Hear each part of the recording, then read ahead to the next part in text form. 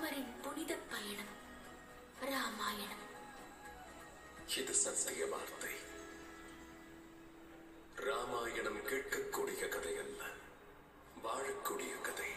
உலகில் பிறக்கும் ஒவ்வொருவருக்குள்ளும் ராமனை தேடுவார்கள். இளையவர் பரதனை தேடுவார். ஒவ்வொரு பெண்ணும் அவர்கள் வாழ்க்கையில் லட்சுமணனையும் லவன்குசனையும் தேடுவார்கள். ராவணனை போன்றவனை சந்திக்கும் போது பலவீனமானவர்கள் அனுமனிடம் பாடத்தை கற்பார்கள். எந்த மனிதனிடம் அன்பும் கடமையும் தர்மமும் உள்ளதும் அவர்கள் மனதிற்குள் ராமாயணம் நிறைந்திருக்கும். வைகுண்டமோ அல்லது பூமியோ, நம்முடைய குறிக்கோளை நிறைவேற்றிக் கொள்ள, நாம் நினைத்த இலக்கை அடைய, ஒருவரை விட்டு ஒருவர் பிரிந்தே ஆக வேண்டும். இந்த உலகிற்காக அந்த வலியை அனுபவித்தோம்.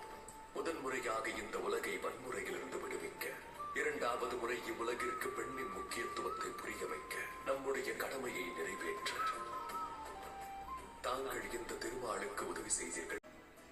தங்களுடைய ராம அவதாரம் முழுமையடைந்தது. யுக யுகங்களுக்கு அது உலகில் நிலைத்திருக்கும். ராம அவதாரம் என்று சொல்லாதே.